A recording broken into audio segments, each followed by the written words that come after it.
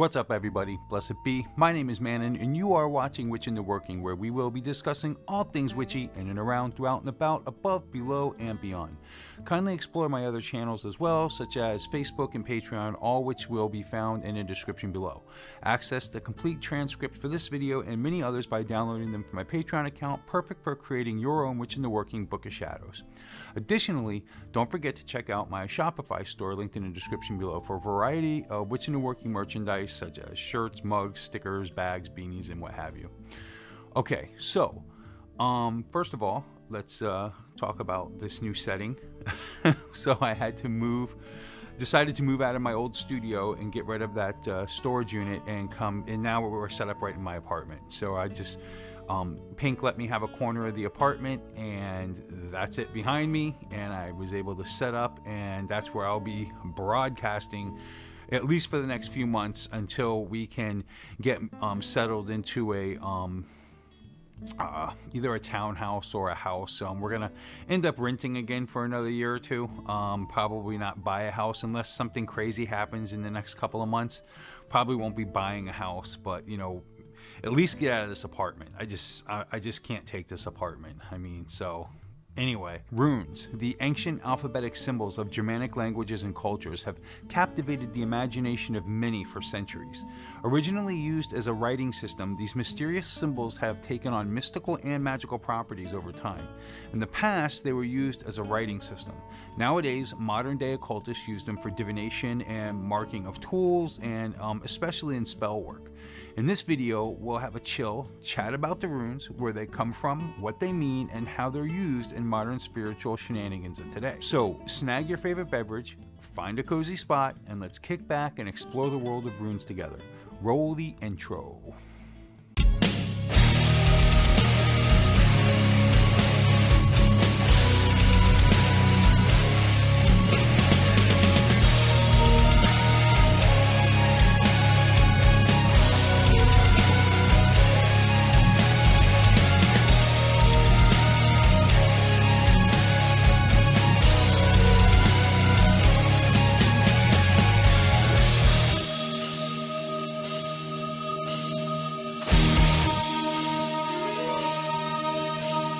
Welcome back, everybody. So what exactly are these mysterious runes anyways? Runes are a set of ancient alphabetic symbols used by Germanic tribes for writing, divination, and magical purposes.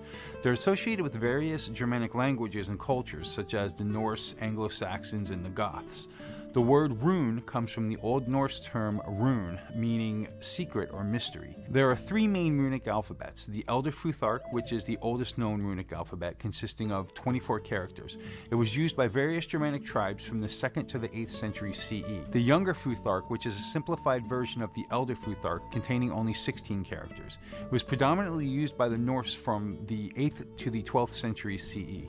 Finally, the Anglo-Saxon Futhark, which is expanded version of the Elder Futhark, containing 29 to 33 characters.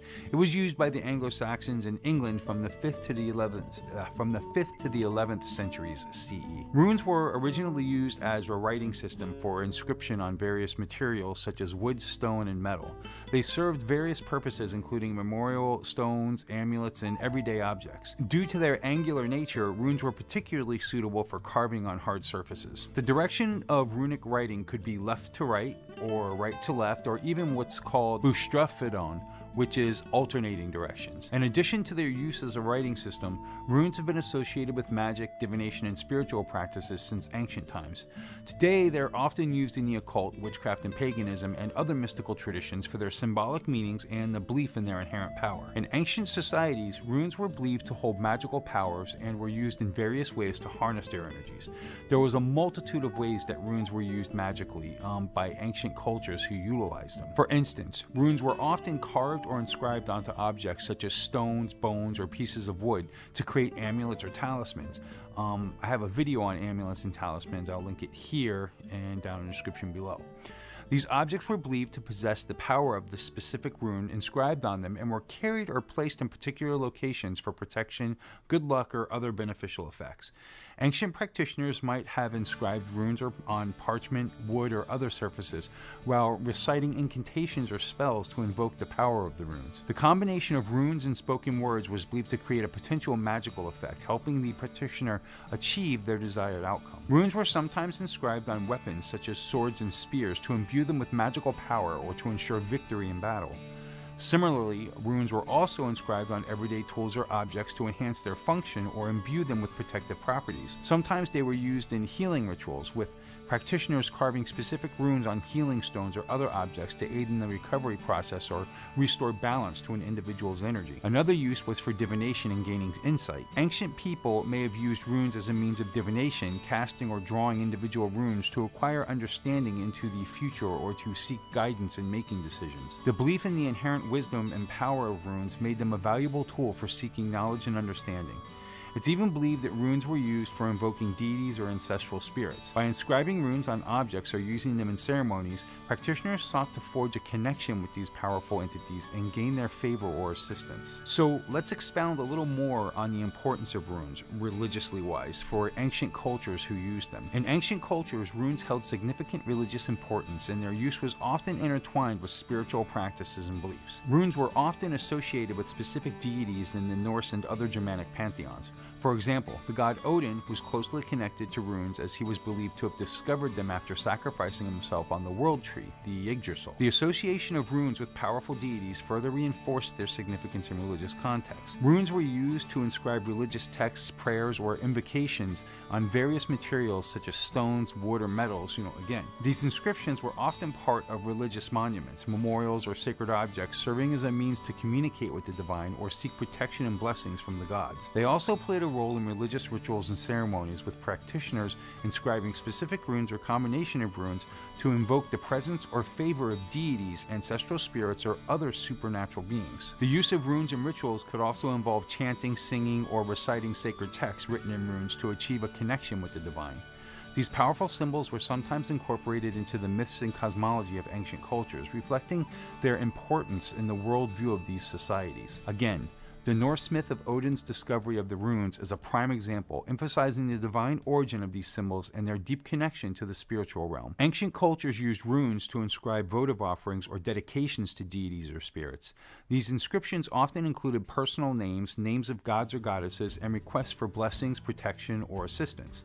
By using runes in this manner, people sought to establish a connection with the divine and express their devotion. So, how did Odin discover the runes to begin with? What's that story all about? Well, let's check it out. The story of how Odin discovered the runes is a crucial part of Norse mythology, emphasizing the divine origin and power of these ancient symbols. This tale is primarily recounted in the Havamal, a collection of Old Norse poems found in the Poetic Edda, a medieval Icelandic manuscript containing a wealth of Norse mythological and heroic poetry. According to the legend, Odin, the Allfather and chief of the Aesir gods, was in pursuit of knowledge and wisdom. He was determined to obtain the hidden secrets of the runes, which were believed to hold great power and insight. To acquire this wisdom, Odin had to undergo an extreme self-sacrifice. He began by wounding himself with his spear and then hung himself from the Yggdrasil, the world tree, again mentioned earlier, which connects the 9 realms of Norse cosmology. Dangling from the tree, he peered into the depths of the Well of Rd, a source of knowledge and wisdom guarded by the Norns, the female beings who control the destinies of gods and humans. Odin hung from Yggdrasil for 9 days and 9 nights without any sustenance, a sacrificial offering of himself, so to speak. On the 9th night, he finally caught a glimpse of the runes and their secrets. In that moment, he experienced a profound revelation and gained the knowledge of the runes, their meanings, and their magical properties. Having made this immense sacrifice, Odin was able to bring the wisdom of the runes back to the gods and humans. As a result, runes became an essential aspect of Norse culture, with people using them for writing, divination, magic, and spiritual practices. The story of Odin's discovery of the runes highlights the importance of these symbols in Norse mythology and culture. It demonstrates the length that Odin was willing to go to obtain knowledge and underscores the power and wisdom attributed to the runes. The set of runes most commonly used today in the New Age movement is the Elder Futhark. The Elder Futhark is the oldest known runic alphabet, consisting of 24 characters. characters. As mentioned earlier, it was used by various Germanic tribes from the 2nd to the 8th centuries CE.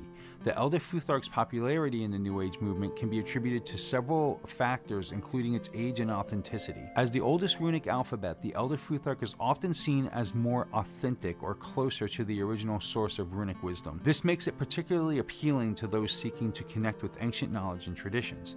The 24 runes of the Elder Futhark encompass a wide range of meanings and associations, making them versatile tools for divination, meditation, and other magical work. Also, the Elder Futhark has been widely studied and documented with numerous books, websites, and other resources available on its meanings and their use in various spiritual practices. This abundance of information makes it easier for those new to runes to learn and work with the Elder Futhark. The Elder Futhark consists of 24 characters, which are divided into 3 groups known as Ets, each containing 8 runes. The name Futhark is derived from the first 6 letters of the alphabet: F, U, Th, or th, it's the sound of th, A, R, and K. As mentioned earlier, the Elder Futhark was developed by early Germanic tribes, possibly influenced by other alphabets, such as the Old Italic scripts.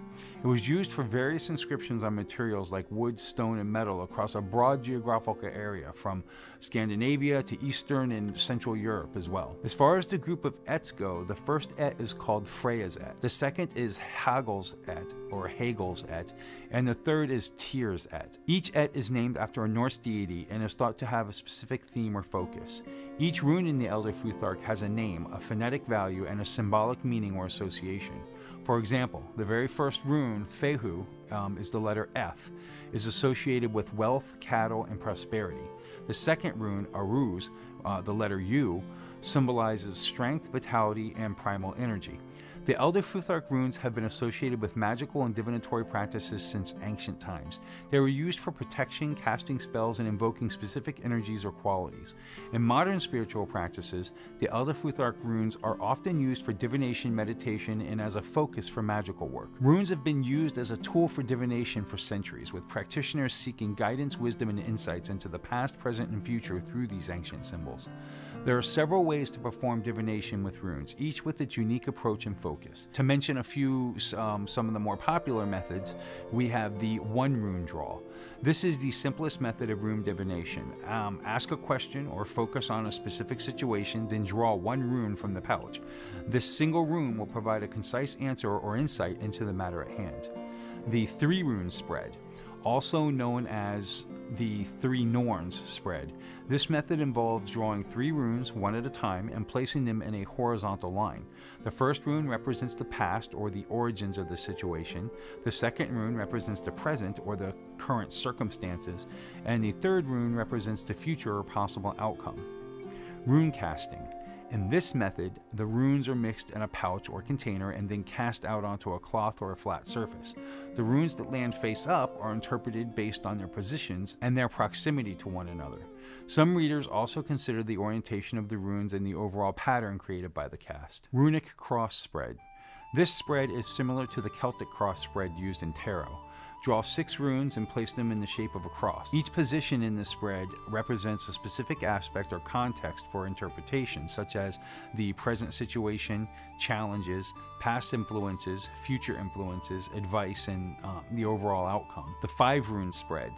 In this spread, draw 5 runes one at a time and place them in a straight line. Each position represents a specific aspect of the situation: the present, the challenge or obstacle, the past, the future, and the overall outcome or advice. Grid or matrix spreads. These spreads involve placing runes in specific patterns, such as a square or a circle, with each position representing a different aspect of the situation. The number of runes and the complexity of the grid can vary depending on the reader's preferences and the depth of insight desired. Runic script. This method involves writing a question or intention using the runes themselves.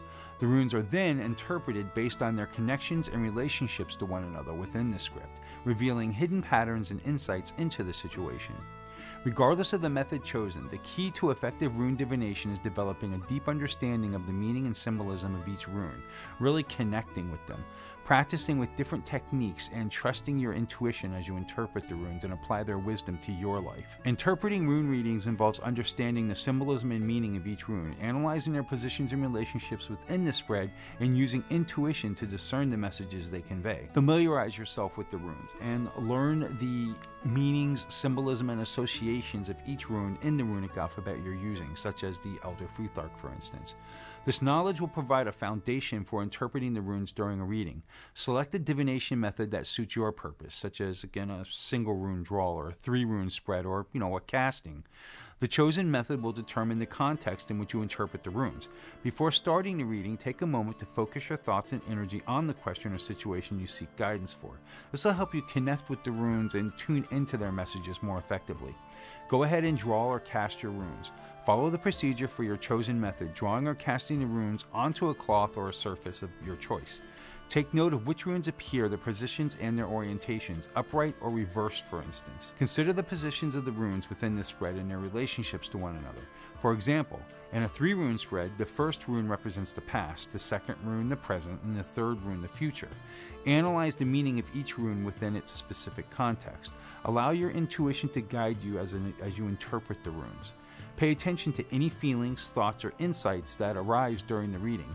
Your intuition is a valuable tool for uncovering the deeper messages and wisdom contained within the runes. I've talked about this in previous divination videos, again, about really connecting and kind of channeling in a lot of your divination technique. If you're working with reversed runes, take into account their modified or opposite meanings when interpreting the reading. Reversed runes may indicate challenges, blockages, or different aspects to consider. Bring together the meanings of the individual runes, their positions, and your intuitive insights to form a coherent interpretation of the reading.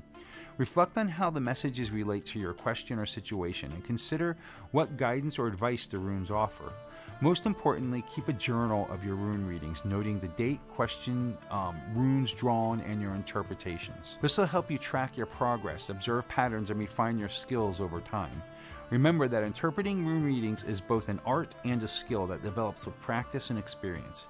Be patient with yourself, trust your intuition, and continue to study and learn about the runes to enhance your understanding and connection with these ancient symbols. As a modern witch, you can utilize runes in many ways other than just divination as well.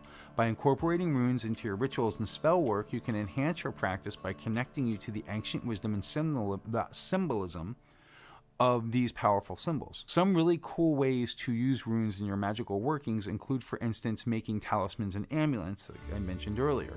Carve or paint runes onto stones, crystals, or wood or metal to create a talisman or amulet with specific intentions, such as protection, love, or prosperity. Carry the talisman with you or place it in a specific location to bring about the desired energies or outcomes.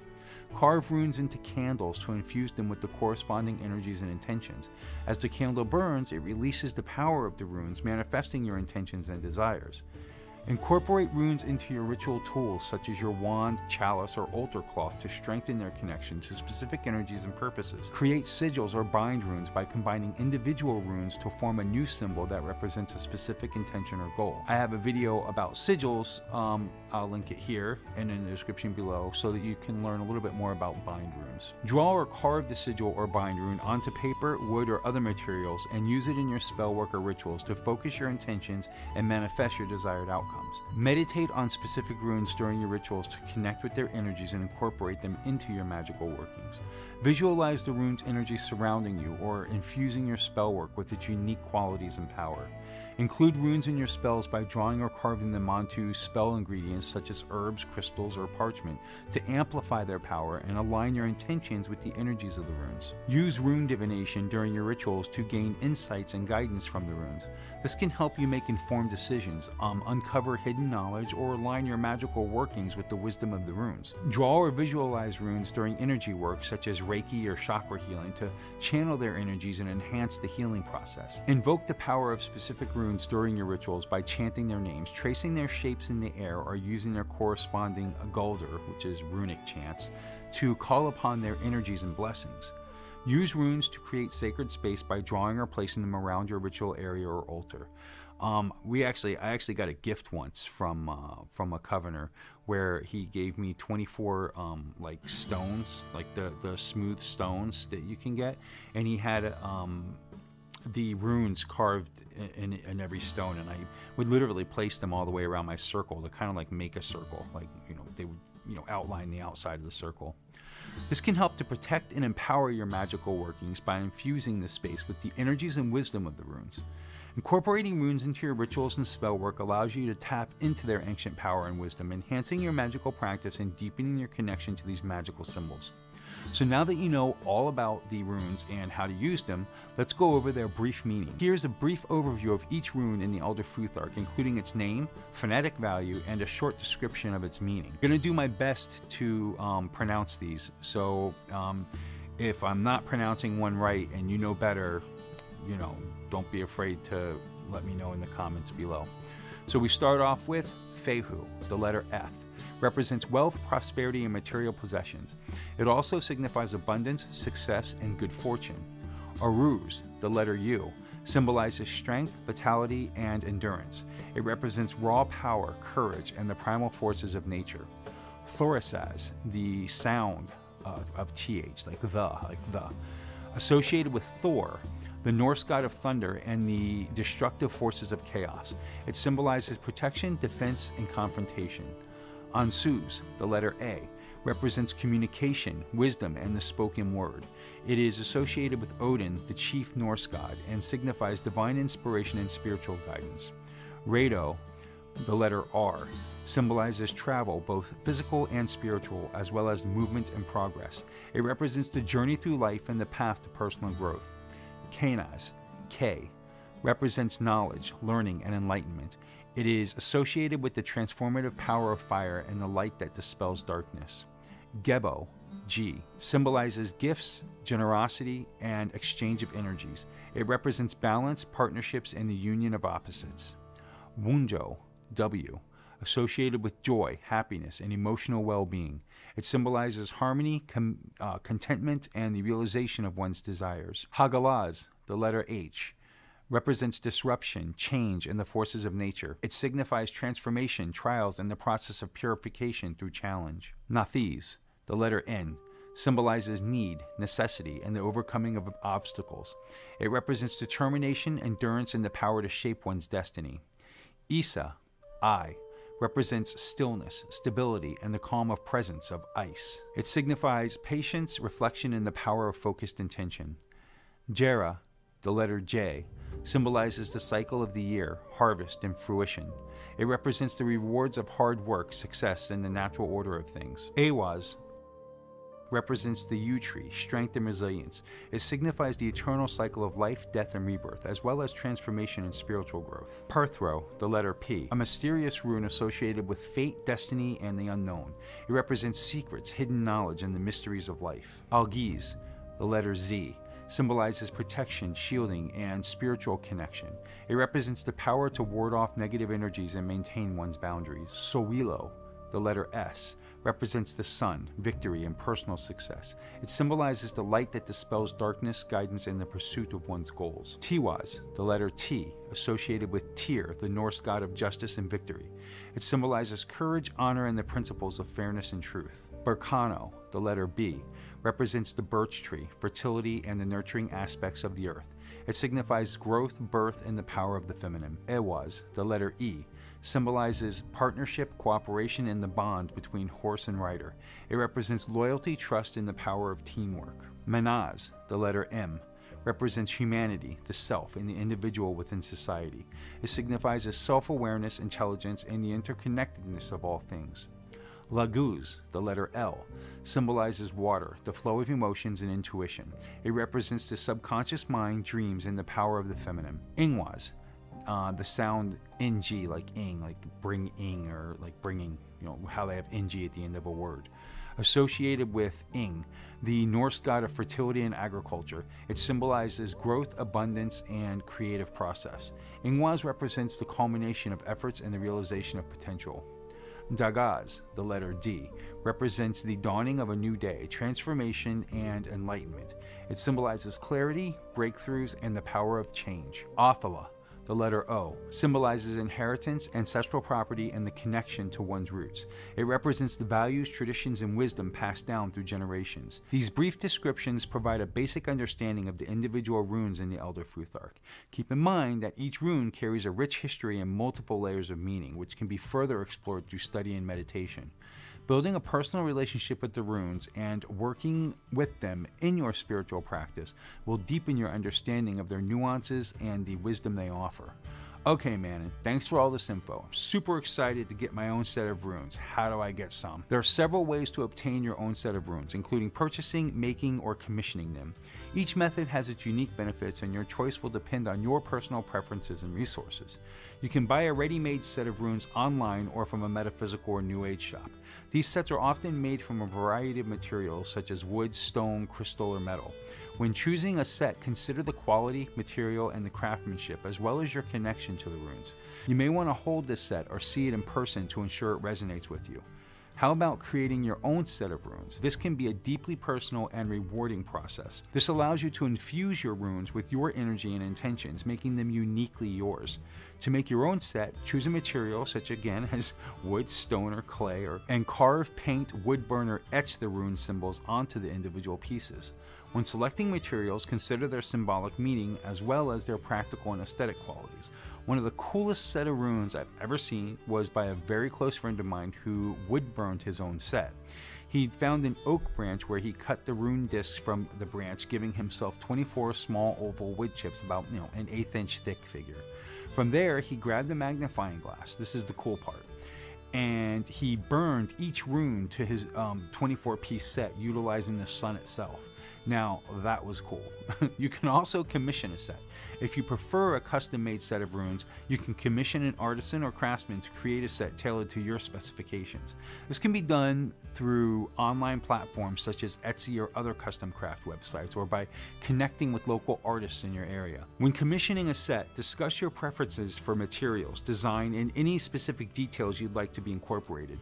If you're interested in a more accessible and affordable option, you can find printable or digital sets of runes online. These sets can be printed onto cardstock or other durable materials, cut out, and used for divination or other magical practices. While not as tactile as traditional materials, printable and digital sets can still be a useful tool for learning and working with runes.